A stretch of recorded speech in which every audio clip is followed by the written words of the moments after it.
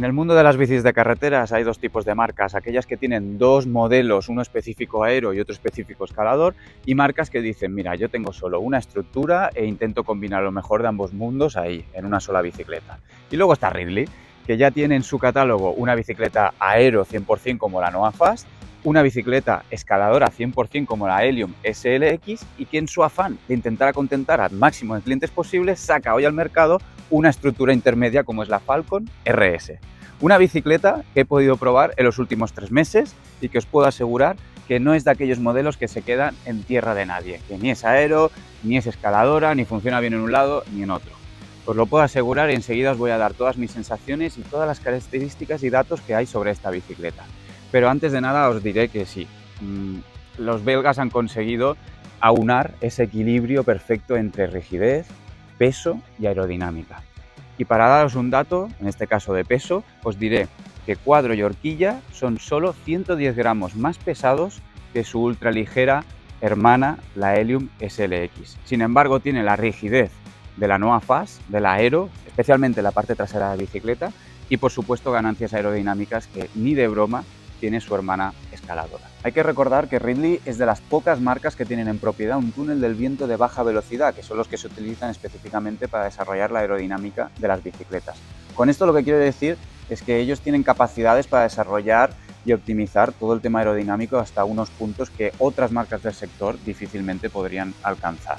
Dicho esto, vamos a ver un poquito cómo han confeccionado el desarrollo de esta bicicleta, porque básicamente los belgas han buscado que todo el frontal sea optimizado al máximo posible hacia la aerodinámica y toda la parte trasera sea lo más ligera para limar el máximo de peso. Si os fijáis, en la pipa de dirección pues tenemos un diseño muy sutil, ¿vale? Luego tenemos la horquilla que tiene una forma de D, que se ve claramente aquí delante, como gira, como es redonda.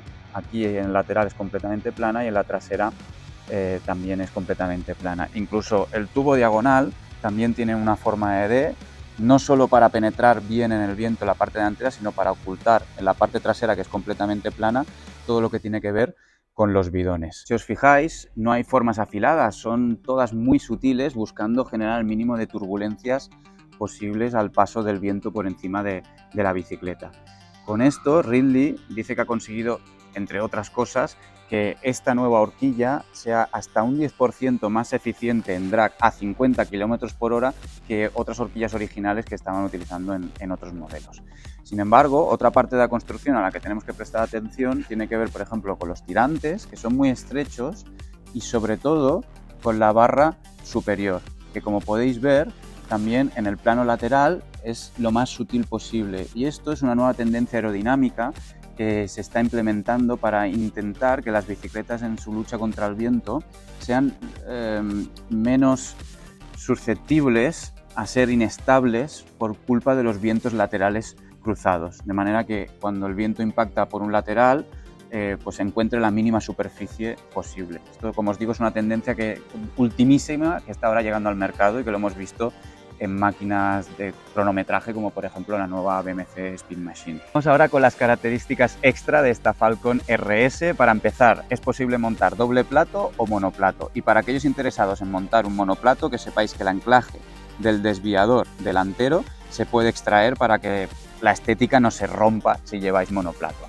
Importante también, todos los montajes van a venir siempre en inalámbrico, ya sea en Shimano con el Di2 o en SRAM con el Access.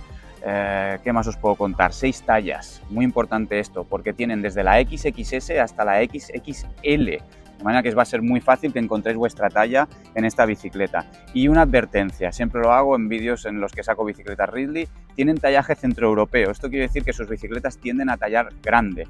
De normal, si llevas una M, es muy probable que en Ridley acabes llevando una S. Chequéalo con tu tendero. Yo os pongo el ejemplo mío. Normalmente llevo una 54 en carretera y en este caso pedí una unidad de test de 52. Otra cosa importante, el paso de rueda, que podéis ver aquí, tiene un paso máximo de 34 milímetros, tanto delante como detrás. Eso sí, hay que decir que la bicicleta ha sido diseñada, optimizada en torno al a la rueda al neumático de 28 milímetros, ¿vale? Y esto sí que hay que mencionarlo, hay que darle de comer aparte porque el cockpit de Forza es la marca de componentes de la propia Ridley, bueno, como veis tiene una estética increíble que pega con la bicicleta, con sus líneas y sobre todo le acaba de dar un toque de integración porque pues, esconde completamente todos los cables y esto pues mola un montón. Disponible en diferentes longitudes de potencia, empezando creo que eran 90 milímetros y diferentes anchos de manillar también.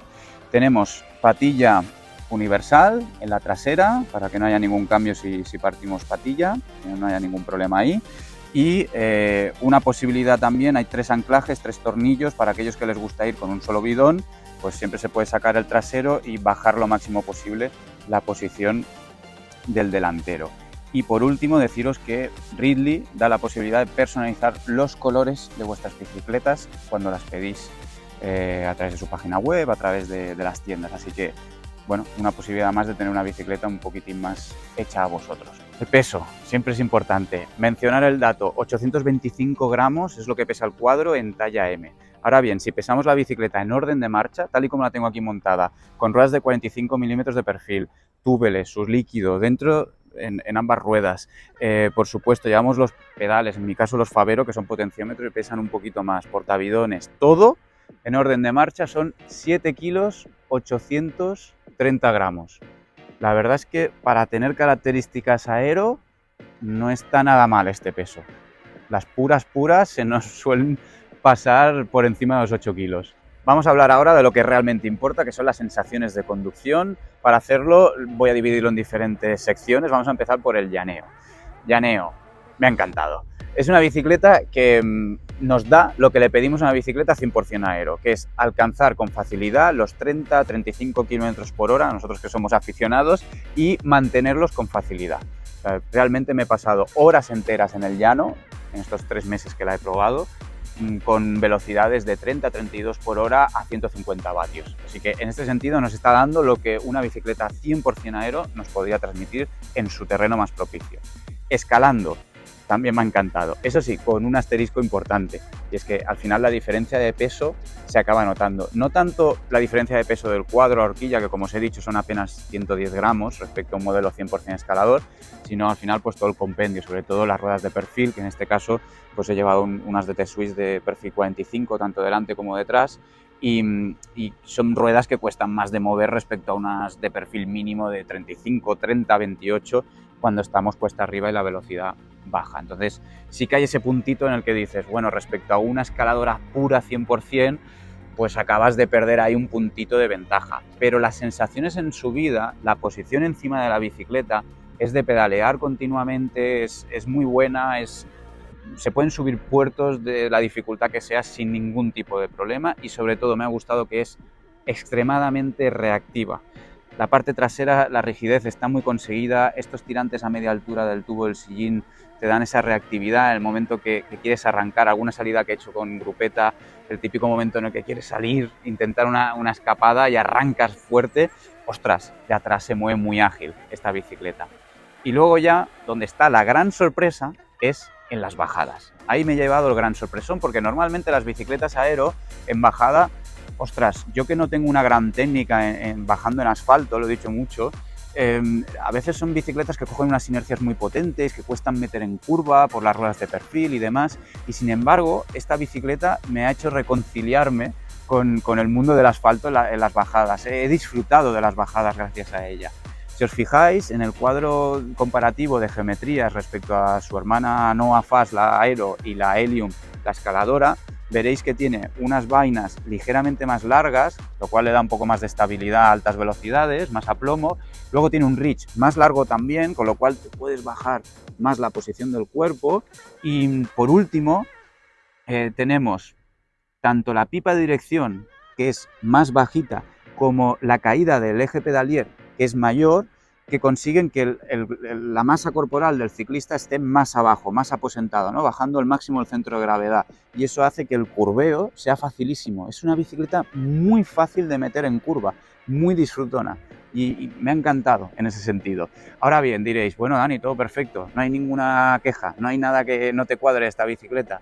Bueno, lo que sucede es lo obvio. que si haces una carrera de 100 kilómetros en llano con esta bicicleta versus la Noah Fast, que sería la versión aero, pues evidentemente va a ganar la aero. Y si haces una carrera de 4.000 metros de desnivel en puertos del Tour de Francia entre esta bicicleta y la Helium, evidentemente va a ganar la escaladora. Al final es el máximo equilibrio que se puede conseguir entre rigidez, peso y aerodinámica, pero es cierto que no puede competir contra los extremos, porque los extremos al final no están condicionados por un equilibrio. Pero todo y con eso tengo que decir que dentro de lo que son las estructuras que unen los dos mundos, el del aero y el de las escaladoras, para mí es de las mejores. Es más, yo os diría que es la bicicleta más equilibrada que he encontrado nunca, la que menos contras le puedo encontrar tanto en el mundo aerodinámico como el de la escalada. Muy, pero que muy bien equilibrada, me ha encantado. Luego ya pues queda en mano del usuario, de vosotros, decir, bueno, mira, Ridley me ofrece las tres posibilidades, que esto hay pocas marcas que lo hacen. Yo quiero solo un aero, o quiero solo una escaladora, o algo, una sola bici, pero que sea intermedio y que me dé un poco sensaciones de los dos mundos. Pues ahí tenéis para elegir, eso ya depende de vosotros. Dejadme por favor en comentarios, del 1 al 10, una nota para esta bicicleta. Y sobre todo, no dejéis de compartir el vídeo con vuestros amigos ciclistas, pegarle un like, suscribiros, porque es importante hacer crecer el proyecto, me ayudaréis mucho y nos vemos en los próximos vídeos. Sed muy felices. Chao, chao.